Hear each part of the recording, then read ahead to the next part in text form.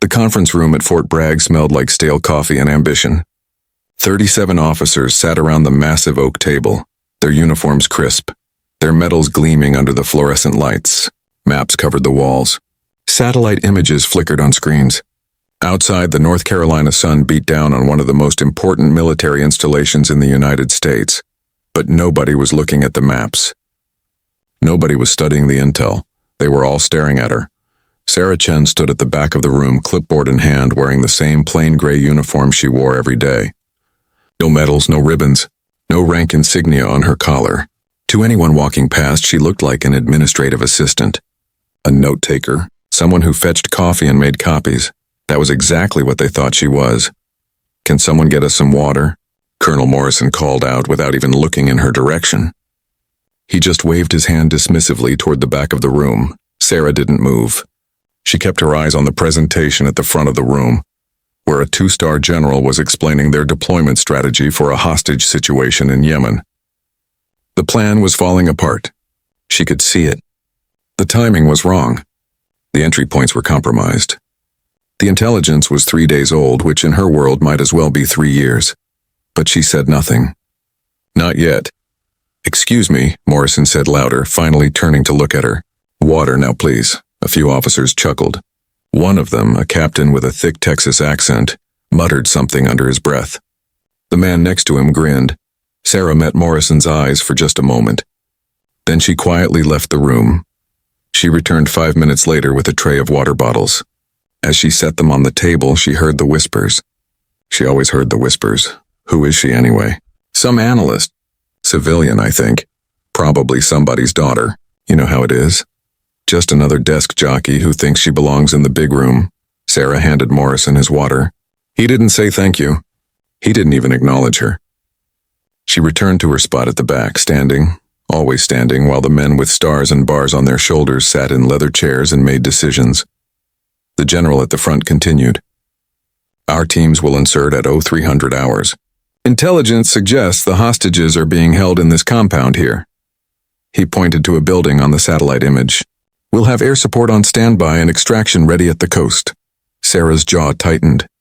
She glanced down at the folder in her hands. The real intelligence. The updated information. The truth, but who would listen to her? She was 34 years old. She had no rank. No uniform that mattered. No college degree hanging on a wall. What she had was something you couldn't pin to a chest or frame in glass. She had a gift. Sarah Chen could read patterns like other people read books. She could look at a satellite image and see things that algorithms missed. She could listen to radio chatter in 6 different languages and hear the lies between the words.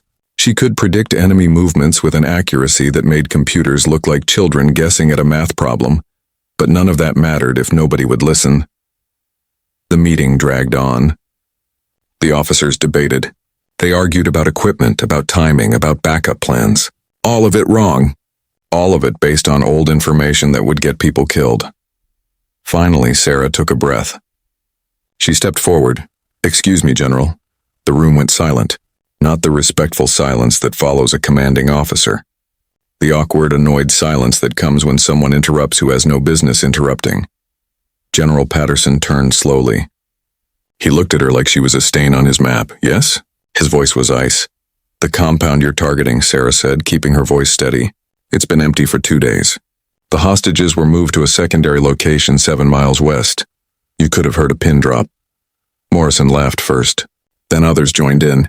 The captain from Texas slapped the table. "Well, thank you for that expert analysis," Morrison said, his voice dripping with sarcasm. "And you know this how exactly?" Sarah didn't flinch.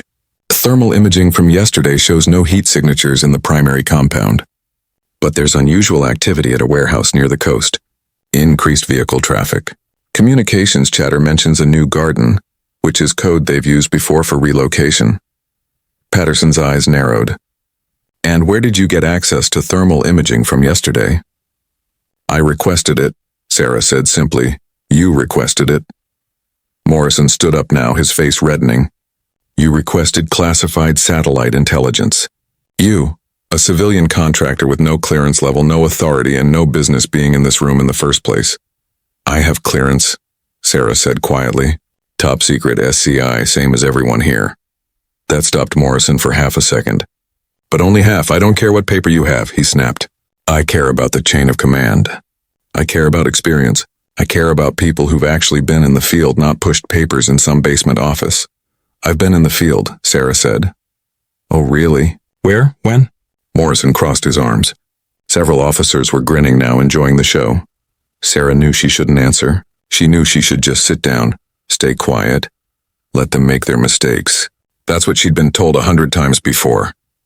Stay in your lane. Know your place. Don't make waves, but this wasn't about her pride. This was about 8 American contractors being held in a warehouse in Yemen and a rescue team about to storm an empty building while the real target slipped away. Libya, 2012, Sarah said. Syria, 2015 and 2016. Afghanistan, 2018 through 2020. Yemen, 2021. The room got quieter. Morrison's smile faded slightly. I don't have any record of that, he said. You wouldn't, Sarah replied. Patterson leaned forward now, studying her. What unit? Sarah met his eyes. I can't say, sir. Can't or won't. Both. Morrison threw up his hands. This is ridiculous. General, with all due respect, are we really going to let some— Enough. Patterson's voice cut through the room like a blade. He kept his eyes on Sarah. You're telling me our intelligence is wrong. I'm telling you it's outdated, Sarah said. The situation changed 48 hours ago. If you go to that compound, you'll find nothing.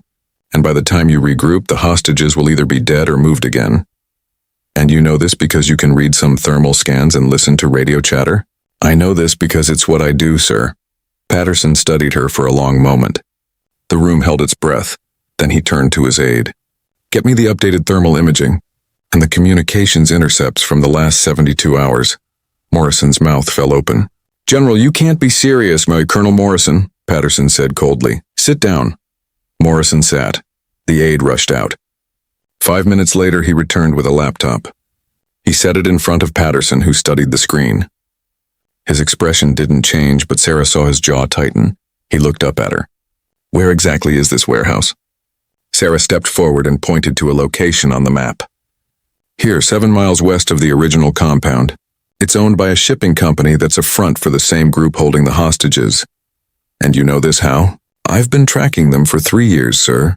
Patterson sat back. He looked at Morrison, then at the other officers, then back at Sarah. What's your name? Sarah Chen, sir. And what exactly is your job here, Ms. Chen? Sarah hesitated. This was the question she'd been avoiding for 2 years. The question that made people laugh or get angry or simply dismiss her. I'm a consultant, sir. Pattern analysis and strategic intelligence. A consultant, Morrison muttered. Unbelievable. But Patterson wasn't laughing. He was still watching Sarah with those sharp, calculating eyes. Who brought you into this meeting? Nobody, sir. I brought myself. Another ripple of shock through the room. I've been tracking this hostage situation since it began, Sarah continued. I knew there would be a briefing today. I knew the intelligence would be wrong. So I came. You just walked in? Yes, sir. Morrison was on his feet again. General, this is a breach of protocol. She needs to be escorted out and possibly investigated.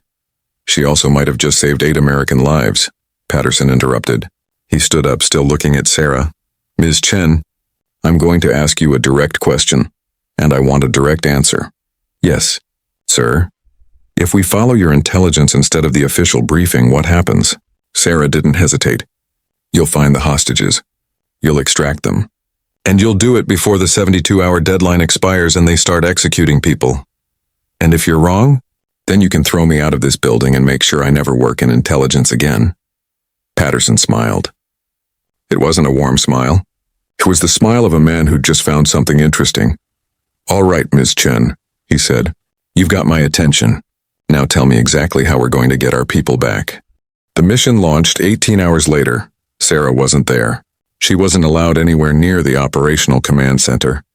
After the meeting ended, General Patterson had thanked her curtly and dismissed her. Colonel Morrison had made sure she understood that her input had been noted, but now the real soldiers would take over. She'd gone back to her small office in Building 7, 3 floors below ground, where she'd spent the last 2 years of her life. The room was barely larger than a closet. No windows, gray walls, A metal desk with 2 computer monitors and a chair that squeaked when she moved. But those computers gave her access to almost everything. That was the deal she'd made when they'd brought her here. Total access, complete anonymity. She could see the intelligence, analyze it, and submit her findings. What happened after that was out of her hands. Usually her reports disappeared into the void. She'd send them up the chain and nothing would come back. No acknowledgement. No questions. Just silence, but this time was different. This time, she'd walked into that conference room and made them listen. Now, sitting in her basement office at 2 a.m, Sarah watched the operation unfold on her screen. She'd hacked into the feed, not technically legal, but nobody had specifically told her she couldn't. She told herself she just needed to know if she'd been right. If she'd been wrong, 8 people would die. And it would be her fault. The screen showed helmet camera footage from the team leader. Night vision gave everything a green tint. The 6-man unit moved in silence through the narrow streets of Aden. Sarah's heart pounded as she watched them approach the warehouse she'd identified. The building looked abandoned. Corrugated metal walls, broken windows, no lights. For a terrible moment, Sarah wondered if she'd made a mistake. What if she'd been wrong? What if Morrison had been right? And she was just some arrogant consultant who'd convinced a general to waste resources on a hunch.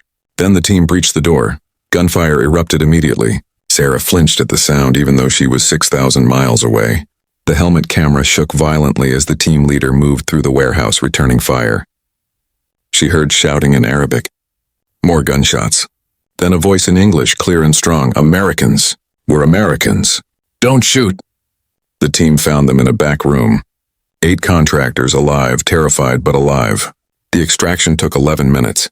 One of the hostage takers was killed. 2 were captured. The rest fled. By the time the sun came up in North Carolina, the hostages were on a plane heading home. Sarah sat back in her chair and exhaled for what felt like the first time in hours. She'd been right. She'd saved them, but she didn't celebrate. She'd learned a long time ago that being right didn't mean you'd be respected. It just meant you'd be useful until you weren't. She was about to shut down her computer when her office door opened. She turned, startled. Nobody ever came down here. Most people didn't even know this office existed. General Patterson stood in the doorway. Sarah immediately stood up. Sir, Sit down, Miss Chen. His voice wasn't angry, but it wasn't friendly either. He closed the door behind him and looked around the tiny office with something like disbelief. This is where you work? Yes, sir. For how long? 2 years. He shook his head slowly. And in those 2 years, how many times have you submitted intelligence reports? Sarah hesitated. I don't keep count, sir. I do. Or rather, I had my aide count this afternoon. Patterson pulled a folded paper from his pocket. 347 reports. Everything from terrorist movement predictions to supply chain analysis to hostage situation assessments. 347. He looked at her hard. Do you know how many of those reports were acted on? Sarah said nothing. 12, Patterson said. 12 out of 347. And of those 12, 11 were successful operations. The only failure was because the field team didn't follow your recommendations exactly. He sat down in the only other chair in the room, a folding metal chair that looked like it might collapse under him. So I have to ask, Ms. Chen, why are you in a basement office? Why don't you have rank? Why don't you have a team? Why is someone with your record getting water for colonels who couldn't find their own ass with both hands and a map? Sarah chose her words carefully. It's complicated, sir. Uncomplicated, she took a breath. I've been doing this kind of work for 12 years. Different agencies, different contractors, always behind the scenes. I'm good at what I do, but I'm not good at playing the game. I don't go to the right meetings. I don't shake the right hands. I don't tell people what they want to hear. I tell them the truth, and sometimes the truth makes powerful people look stupid. So they bury you in a basement. They let me keep working. That's enough. Patterson studied her like she was a puzzle he was trying to solve. Libya 2012, you said you were there. Were you CIA? No, sir. Defense Intelligence? No, sir. Then who? Sarah met his eyes. I was private sector, a contractor working with a team that officially didn't exist. We did intelligence gathering in places where official military couldn't operate. I was the analyst. I never carried a gun. I just listened, watched, and figured out patterns. And Syria? Afghanistan? Same thing. Different team, same job. I'm good at languages. I'm good at reading people. And I'm very good at knowing when something doesn't add up. Patterson nodded slowly. The Benghazi attack. You were there for that. It wasn't a question. Sarah didn't confirm or deny. She just held his gaze. I lost friends that night, she said quietly. Good people. People who trusted intelligence that was wrong. After that, I made a promise. I would never let bad intelligence get people killed if I could help it. So I keep doing this work, even if it means sitting in a basement, even if it means being invisible. For the first time, Patterson's expression softened slightly. You're not invisible anymore, Ms. Chen. That hostage rescue is going to be all over the news by tomorrow. And when people start asking how we found them, your name is going to come up. Sarah felt her stomach tighten. Sir, I don't want... What you want doesn't matter now, Patterson said, not unkindly. You stuck your neck out. You contradicted the official intelligence in a room full of senior officers. You were right, and that's good. But it also means you've made enemies. Colonel Morrison and about a dozen others. They're embarrassed. They're angry, and they're going to come after you. They'll question your credentials, your methods, your clearances. They'll try to discredit you any way they can. Sarah had expected this. She'd known the moment she spoke up in that conference room that there would be consequences. But she'd done it anyway because 8 lives mattered more than her comfort. I understand, sir. I don't think you do, Patterson said. He leaned forward. I've been in the military for 32 years. I've seen a lot of talented people get chewed up and spit out because they didn't have the right protection. You need someone in your corner, Miss Chen. Someone who can shield you from the politics while you do your job. Are you offering to be that person, sir? I'm considering it. But first I need to know something. His eyes were sharp again, all business. That meeting yesterday. You said you've been tracking this hostage group for 3 years. Why? What's your interest in them specifically? This was the question Sarah had been dreading. The one she couldn't fully answer without revealing things she'd sworn never to reveal. They're connected to something bigger, she said carefully. A network that's been operating across North Africa and the Middle East for almost a decade. They're not just terrorists. They're businessmen. They deal in weapons, intelligence, and people. The hostages they take aren't random. They're targeted. Engineers, contractors, analysts. People with specific knowledge or access. You think they're building something? I know they are. I just don't know what yet. Patterson was quiet for a moment. And you've been tracking them alone? For 3 years? Someone has to. Why you? Sarah hesitated. This was the part she never talked about. The part that still woke her up at night.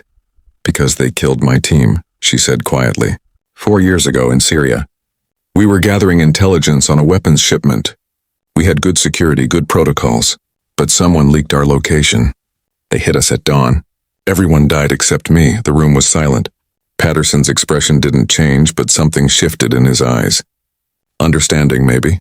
Or respect. I'm sorry, he said. I spent 2 years trying to find out who betrayed us, Sarah continued. I tracked the leak back to this network. They have sources inside military intelligence, inside contractor companies, maybe even inside our own government. They knew we were coming because someone told them. And whoever that someone is, they're still out there. And you think if you keep tracking this network, you'll find them. I know I will. Patterson stood up. Ms. Chen, what I'm about to tell you stays in this room. Understood. Yes, sir. There's a task force being assembled. Multi-agency, highest clearance level. Its purpose is to identify and eliminate security threats within our own intelligence community. Mole's leaks compromise personnel. It's being run out of the Pentagon, and it reports directly to a very small group of people. The Secretary of Defense, the Chairman of the Joint Chiefs, and me. Sarah's pulse quickened. You're running a mole hunt. We're running the mole hunt. And based on what you just told me, I think you've been hunting the same moles we are, just from a different direction.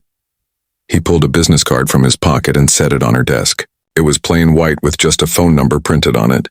No name, no logo. Tomorrow morning, 9 o'clock, you're going to receive orders to report to the Pentagon for a security review. Colonel Morrison is pushing for it, and honestly, I'm going to let it happen. Let him think he's won.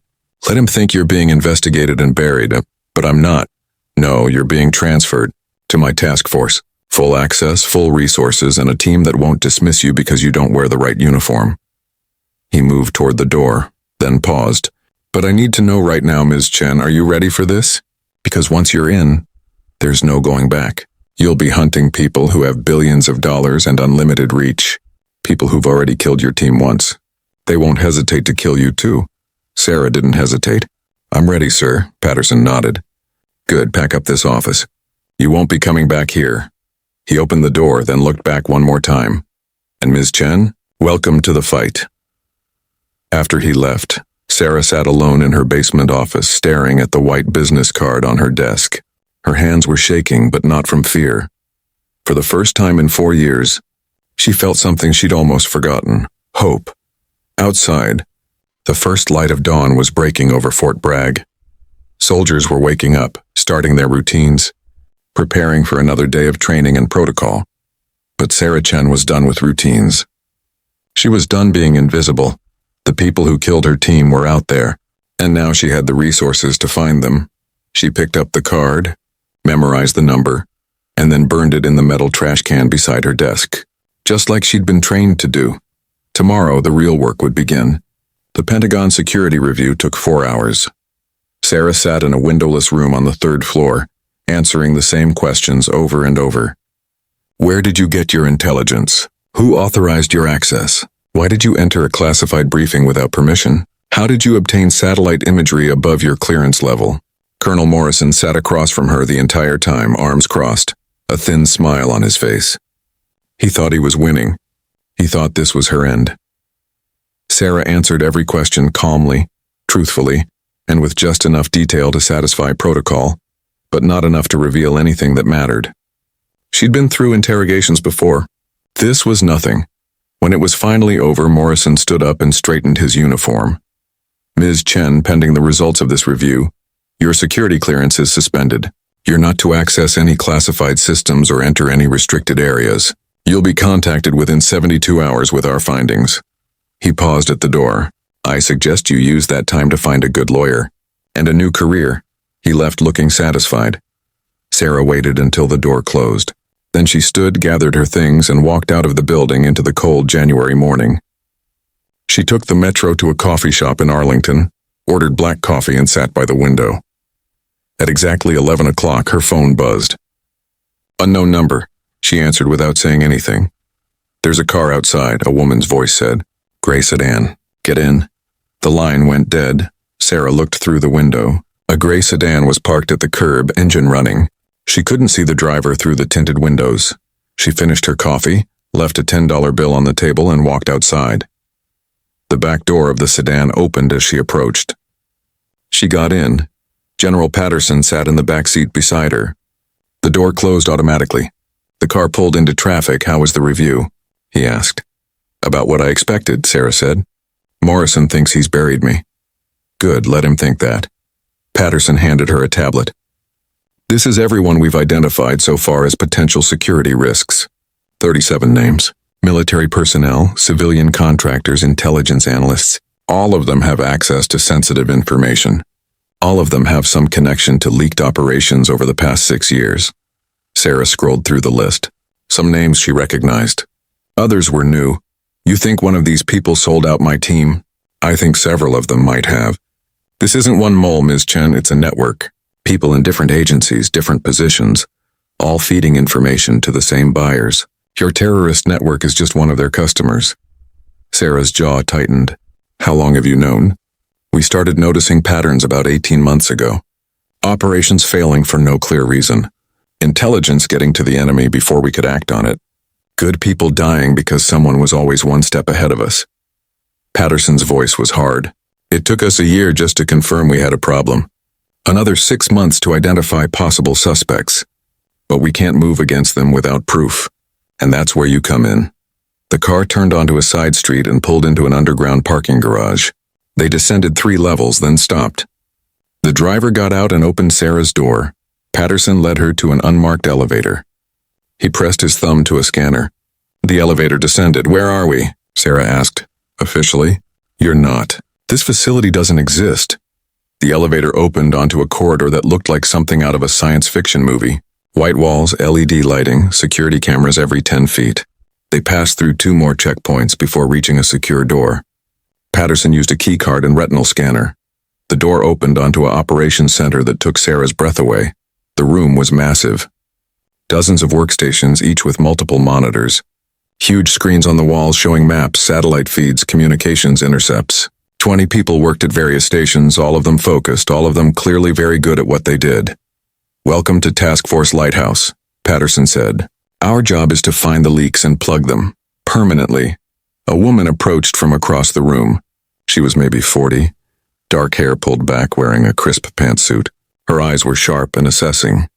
"Miss Chen, this is Director Emily Castellano. She runs the day-to-day operations here." Castellano extended her hand. Her grip was firm. "General Patterson speaks highly of you. That doesn't happen often." "I just do my job," Sarah said. "Your job just saved 8 American lives and exposed a terrorist cell we've been trying to locate for months. I'd say that's a bit more than just doing your job." Castellano gestured toward the operations center. "Everything you see here is dedicated to one mission: finding traitors. People who've sold out their country for money, ideology, or blackmail. We identify them, we gather evidence, and we hand them over for prosecution, or in some cases we handle them more quietly." Sarah understood. Not everyone would see a courtroom. "The general says you've been tracking a network that might be connected to our leaks," Castellano continued. "I want to hear everything you know." They moved to a conference room off the main floor. Sarah spent the next 2 hours walking them through everything she'd discovered over the past 4 years. The terrorist network structure, their methods, their targets, the patterns she'd identified, and most importantly, the money trail.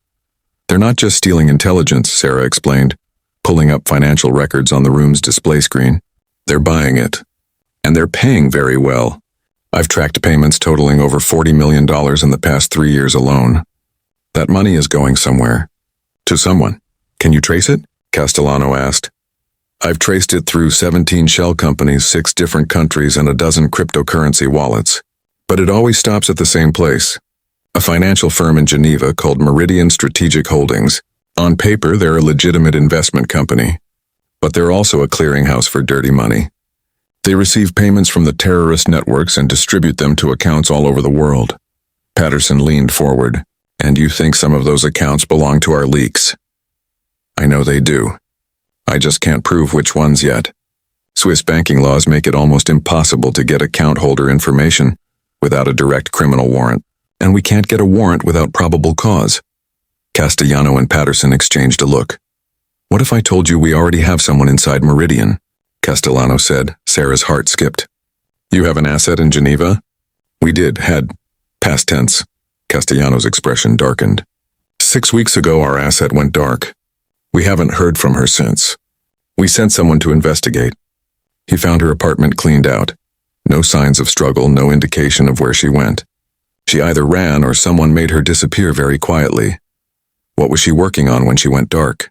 She was trying to access client account records, specifically accounts that had received payments from suspected terrorist financing networks. She sent one message saying she'd found something big, something that went higher than we thought.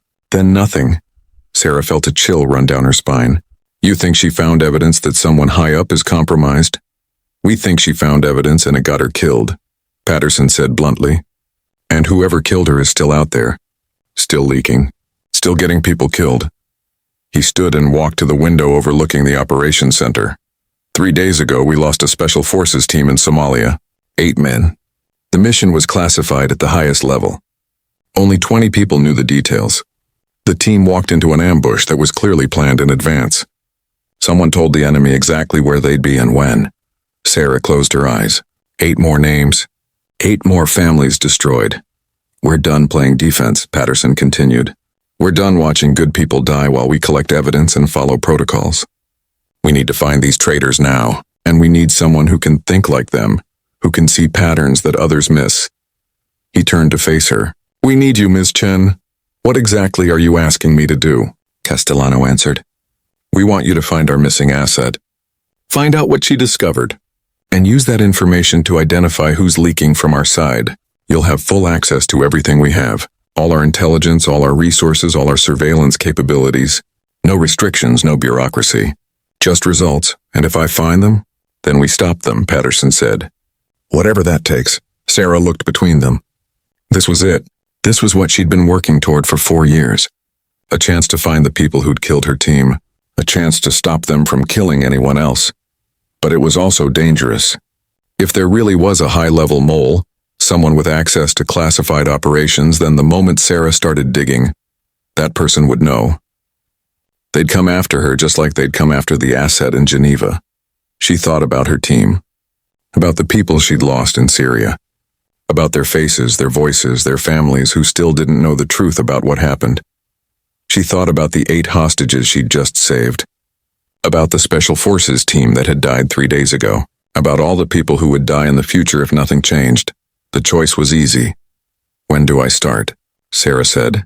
Castellanos smiled. "You already have. Your workstation is number 17. Everything you need is there." "I'm assigning you a partner." "No," Sarah interrupted. "No partner. I work alone." "Not on this you don't," Patterson said firmly. "These people have already killed one of our assets and an entire Special Forces team. You're not going in without backup." "I don't need—" The door to the conference room opened. A man walked in, and Sarah's breath caught in her throat.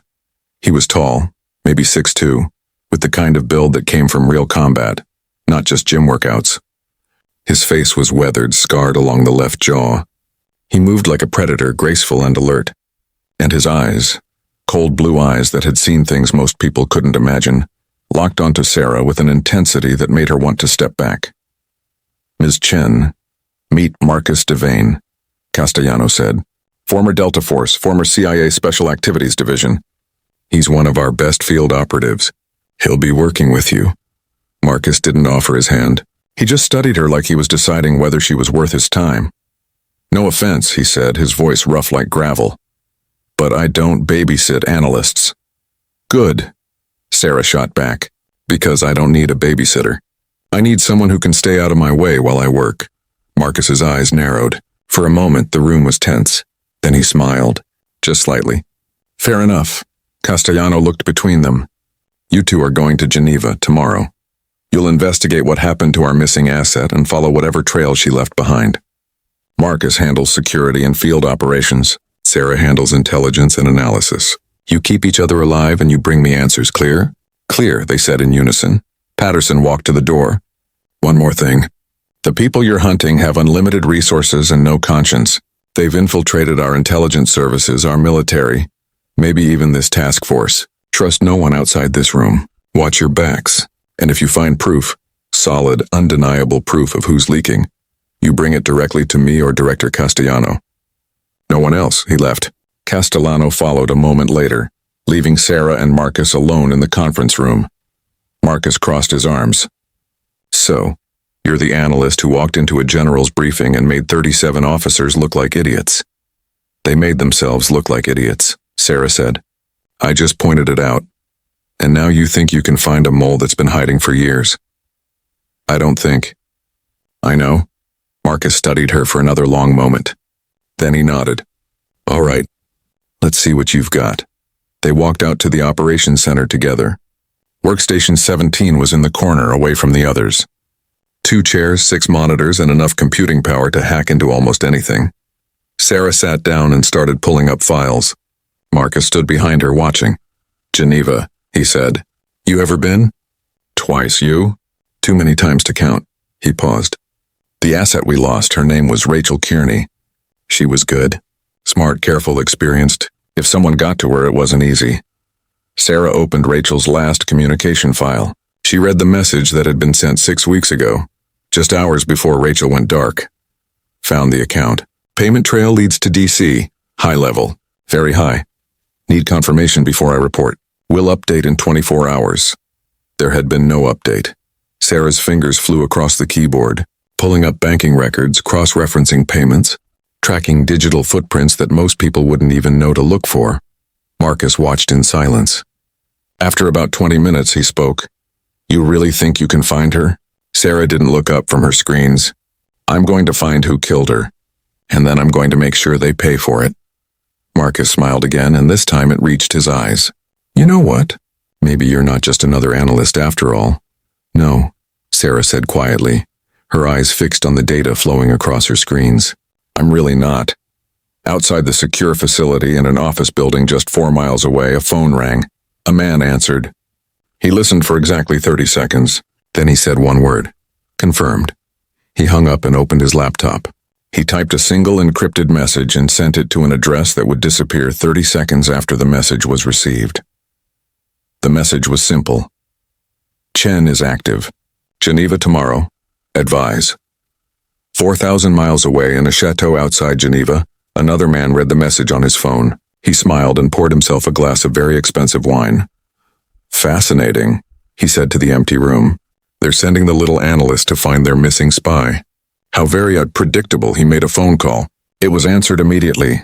She's coming to you, he said. Make sure she finds exactly what we want her to find. And then make sure she doesn't leave Geneva alive. He ended the call and returned to his wine. The game was getting interesting. The flight to Geneva took 8 hours. Sarah didn't sleep.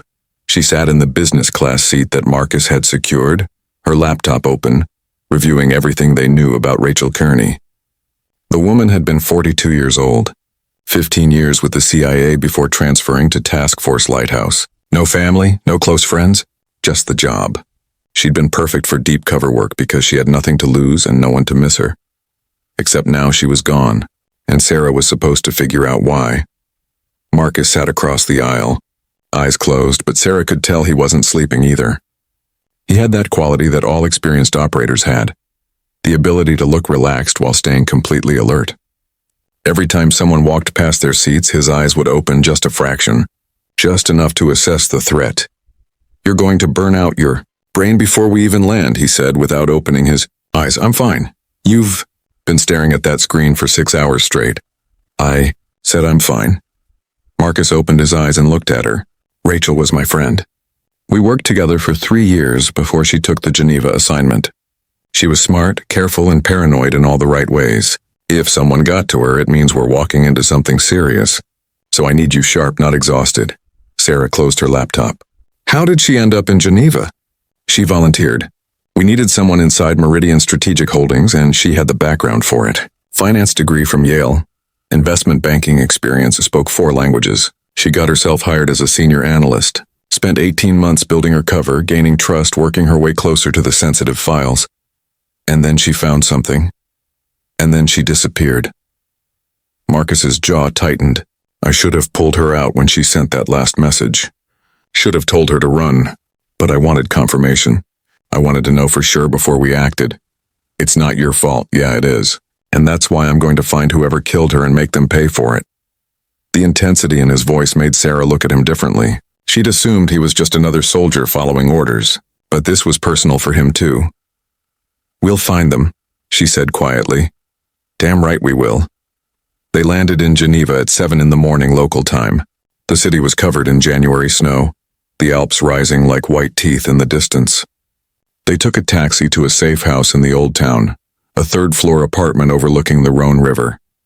Marcus swept the apartment for bugs while Sarah set up her equipment. When he was satisfied they were secure, he made coffee while she pulled up Rachel's file on her encrypted laptop. She was living 2 blocks from here, Sarah said. Apartment registered under her cover identity. Nicole Fournier, French national investment analyst. Local police found nothing when they checked her apartment.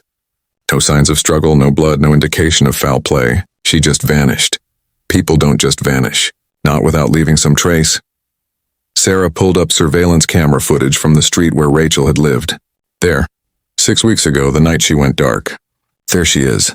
The footage showed a woman leaving an apartment building at 9:47 p.m. She was wearing a long coat, carrying a briefcase. She looked calm, unhurried. She walked to the corner and got into a black Mercedes. Can you get the license plate? Marcus asked. Sarah zoomed in and enhanced the image. Diplomatic plates. Registered to the Russian consulate. Marcus swore under his breath. So the Russians are involved. Or someone wants us to think they are. Sarah pulled up more footage tracking the Mercedes through the city. It drove to an upscale restaurant near the lake. Rachel got out and went inside. The car drove away. Restaurant cameras? Marcus asked. Working on it. Sarah hacked into the restaurant's security system. Child's play compared to military networks. The footage showed Rachel meeting a man at a corner table. 50-something gray hair, expensive suit. They talked for 40 minutes. The man handed her something. Looked like a USB drive. Then Rachel left. Sarah tracked her on street cameras. She walked 3 blocks, then got into a taxi. The taxi took her back toward her apartment, but stopped 2 blocks away. Rachel got out and then nothing. No more footage. No more Rachel. Camera dead? Marcus asked. No. Deliberately disabled. Someone looped the feed. Professional job. Sarah felt her pulse quicken. They knew exactly which cameras to hit. They were waiting for her. Who was the man in the restaurant? Sarah ran facial recognition on the image. It took 30 seconds. Viktor Kozlov. Russian businessman officially. Unofficially, he's FSB, Russian Foreign Intelligence. He's been operating in Geneva for 8 years under diplomatic cover. So Rachel met with a Russian spy, received something from him, and then vanished. Marcus paced the room. Either the Russians took her out or someone saw her meeting with Kozlov and assumed she was compromised. Sarah finished. Someone from our side. They looked at each other. The mole, Marcus said. If there's someone high up feeding information to the enemy, and they saw Rachel meeting with a Russian intelligence officer, they'd assume she was working both sides. They'd eliminate her to protect themselves. Sarah's hands flew across the keyboard. I need to see what was on that USB drive. Rachel must have backed it up somewhere. She was too careful not to. She hacked into Rachel's email accounts, both her cover identity and her real one. Nothing. She checked cloud storage, services. Nothing. She traced Rachel's digital footprint through a dozen different systems and then she found it. Dead drop, Sarah said. Digital dead drop on a dark web server. Encrypted file uploaded the night she disappeared. Time stamped at 10:15 p.m. About 20 minutes after she met with Kozlov. Can you decrypt it? I can try. Sarah downloaded the file and started running decryption algorithms. This is going to take a few hours. Military-grade encryption. Then we wait. Marcus checked his watch. I'm going to Rachel's apartment. See if the police missed anything. You stay here, work on that file. Don't open the door for anyone. Don't leave. I'll be back in 2 hours. He left and Sarah was alone. She worked on the encryption, running program after program, trying to crack Rachel's password. It had to be something personal, something meaningful. But Rachel had no family, no hobbies, no obvious passions. What would a woman like that use as a password? Sarah thought about her own passwords. They were always connected to her team. The people she'd lost. The mission that had gone wrong. Rachel had lost someone too. Marcus had mentioned it once. Rachel's partner had been killed in Afghanistan years ago. What was his name? Sarah pulled up Rachel's personnel file. There it was. Captain James Mitchell. Killed in action, Helmand Province, 2015. Sarah tried different variations. Mitchell, James Mitchell. Nothing worked. Then she saw the date. October 17, 2015. She tried J. Mitchell 1017. The file decrypted. Sarah's heart pounded as she opened it. Inside were financial records, bank account numbers, transaction histories, payment records spanning 6 years, and names, 12 names, military officers, CIA personnel, defense contractors, all of them with security clearances, all of them receiving regular payments from Meridian Strategic Holdings, which received payments from terrorist networks and foreign intelligence services. Sarah's blood ran cold as she read through the list. Some she'd expected. Mid-level officers with gambling debts or messy divorces. People who'd been compromised by greed or desperation. But 3 names made her hands shake. A 2-star general at the Pentagon, a senior CIA analyst, and a director at the National Security Agency. High level. Very high. Just like Rachel's message had said. But there was one more file in the folder. A video. Sarah opened it. The video showed Viktor Kozlov, the Russian officer, sitting in what looked like a hotel room. He was speaking directly to the camera. If you're watching this, Rachel Kearney is dead, he said in accented English. I am defecting. I have information about a network of American officials who have been selling intelligence to my government and others for years. I gave this information to Ms. Kearney in exchange for asylum. But if she is dead, then the network has discovered her investigation. They will come for you next. He leaned forward. The leader of this network is someone you trust, someone in Task Force Lighthouse itself. They have been feeding information to us while pretending to hunt for leaks. They killed Rachel, They killed your special forces team in Somalia. They have killed many others, and they will kill again unless you stop them. Kozlov's face filled the screen. The mole's code name is Cardinal. Their real identity is in the financial records I provided. Find Cardinal, expose them, or they will destroy you all. The video ended. Sarah sat frozen. A mole inside Task Force Lighthouse. Someone on the inside. Someone who knew about Rachel's investigation. Someone who had her killed. Someone who knew Sarah was here right now. Her phone buzzed. Text message from Marcus. Found something at apartment. Coming back. 20 minutes and Sarah's training kicked in. She backed up the files to 3 different secure servers. She encrypted them with new passwords and sent the locations to a secure email that only General Patterson could access. Then she packed her laptop and prepared to run because if the mole knew Rachel had found them, and they knew Sarah was following Rachel's trail, then they'd already have people coming. She moved to the window and looked down at the street. A black SUV was parked across from the building. 2 men sat inside watching the entrance. Sarah's blood went cold. She grabbed her phone to call Marcus. Before she could dial, she heard it. Footsteps in the hallway. Heavy boots. Moving fast. They were already here. Sarah ran to the apartment door and checked the lock. Reinforced, but it wouldn't hold for long. She looked around frantically. The apartment was on the 3rd floor. Too high to jump. 1 exit. No fire escape. She was trapped. The footsteps stopped outside her door. A shadow appeared in the gap beneath it. Then a voice speaking in accented English. Ms. Chen, we need to talk. Open the door. Sarah didn't respond. She backed toward the window, her mind racing through options. We know what Rachel found, the voice continued. We know you have the files. You can give them to us voluntarily or we can come in and take them. Your choice. You have 10 seconds. Sarah looked at her laptop. All the evidence. All the proof. The names of 12 traitors, including the mole inside Task Force Lighthouse. If they got this laptop, those people would never be caught. They'd keep killing, keep betraying, keep destroying lives. She couldn't let that happen. Sarah made her decision. She opened the window. Cold air rushed in. 3 stories down, the street was covered in snow. 5 seconds, Miss Chen. Sarah climbed onto the windowsill, holding her laptop bag. Behind her, she heard the lock being forced. The door burst open. Sarah jumped. She fell through the air, snow rushing up to meet her. She hit hard, the impact driving the air from her lungs. Pain shot through her left ankle. She gasped, rolled, forced herself to her feet. The laptop bag was still clutched in her hand. She ran. Behind her, she heard shouting. She didn't look back. She sprinted down the narrow street, her injured ankle screaming with every step. She turned a corner, then another, losing herself in the maze of Geneva's old town. Her phone buzzed. Marcus calling, she answered, breathless. They found me. Safe house compromised.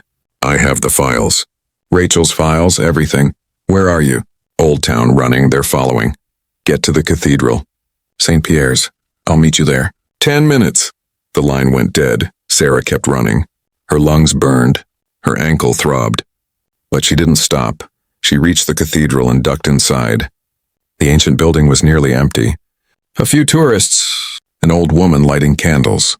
Sarah found a corner and caught her breath. She checked her laptop. Still intact. The file still safe. 8 minutes later, Marcus appeared.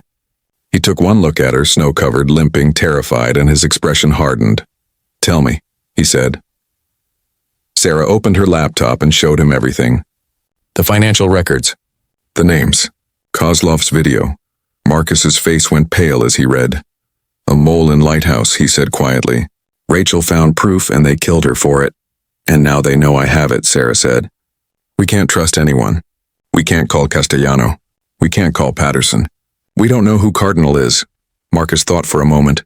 Yes, we do. He pulled up the financial records and cross-referenced them with the Lighthouse personnel. Files, there. One name appeared in both lists. Sarah's heart stopped. Director Emily. Castellano. Cardinal was the woman who ran Task Force Lighthouse. The woman who'd sent them to Geneva. The woman who'd known exactly where they'd be and what they were looking for. She set us up, Sarah whispered. She sent us here to kill us.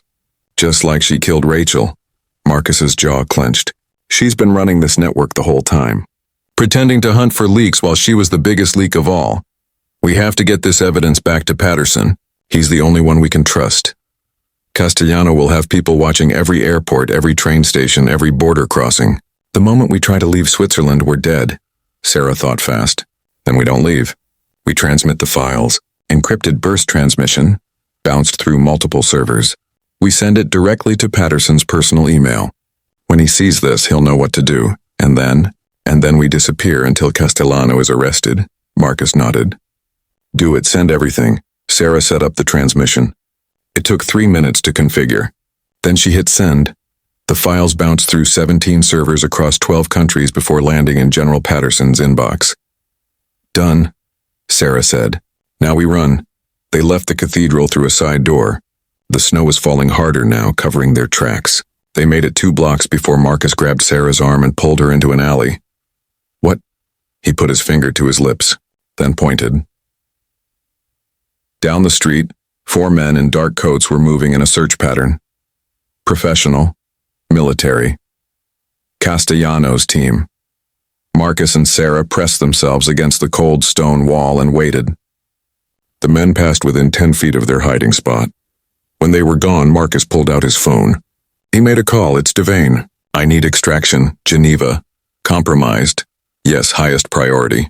Viktor Kozlov, Russian FSB. He's in the city somewhere. Find him. He's our ticket out. He hung up. Kozlov? Sarah asked. If he was really trying to defect, then he's in as much danger as we are. And Russian intelligence has resources to get people out of Switzerland quietly. It's our best shot. 2 hours later, they found Kozlov. He was hiding in a safe house near the lake provided by a CIA contact who didn't know he'd been burned. When Marcus and Sarah appeared at his door, guns drawn, he smiled grimly. So, he said, Rachel's investigation has found new life. Good. Come in. We have much to discuss. Inside, Kozlov poured vodka. I have been waiting for someone to finish what Rachel started. I assume she is dead? We think so, Sarah said. And the mole? Cardinal, you found them? Emily Castellano, Marcus said. She's been running the network for years. Kozlov nodded slowly. I suspected her, but I had no proof until 6 months ago, when I intercepted a communication. She has been selling American intelligence to my government, to the Chinese, to terrorist networks, anyone who will pay. She has made millions, and she has killed anyone who got close to discovering her. We sent the evidence to General Patterson, Sarah said. He'll move against her, perhaps.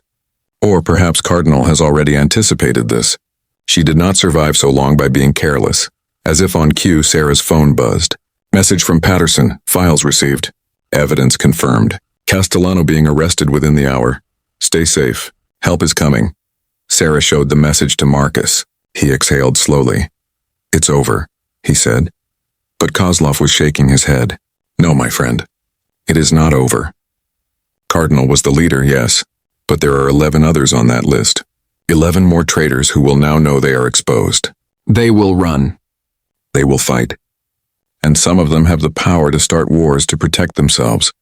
He was right. Sarah looked at Marcus. We have to go back. We have to help Patterson round them all up before they can escape or destroy evidence. We'll never make it through airport security. Castellano's team is still hunting us. Then we don't go commercial.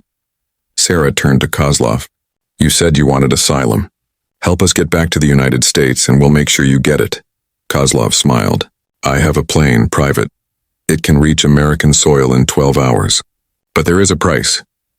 Name it, Marcus said. When this is over, when all the traitors are caught, I want to tell my story. I want the world to know that not all Russian intelligence officers are loyal to a corrupt system. Some of us still believe in honor. Sarah and Marcus exchanged a look. Deal, Sarah said. 16 hours later, they landed at a military airfield in Virginia. General Patterson was waiting on the tarmac with a full security detail. Ms. Chen, Mr. Devane, welcome home. He shook their hands. Director Castellano is in custody. We've also arrested 6 of the 11 other conspirators. The rest are being hunted as we speak. What about the Special Forces team? Sarah asked. Somalia? Patterson's expression darkened. Castellano sold their location to Al-Shabaab for $50,000. The bastards were waiting for them. He paused. She's confessed to everything. Hoping for a deal. She won't get one. And my team? Sarah asked quietly. Syria, 4 years ago. Was she responsible? Patterson pulled out a file and handed it to her. Castellano wasn't in position yet.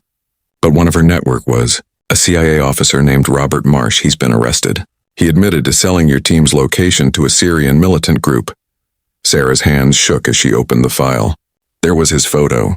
The man who'd killed her friends, who'd destroyed her life. Where is he? She asked. Federal detention. He'll spend the rest of his life in prison. It wasn't enough. It would never be enough. But it was justice. What happens now? Marcus asked. Patterson smiled. Now?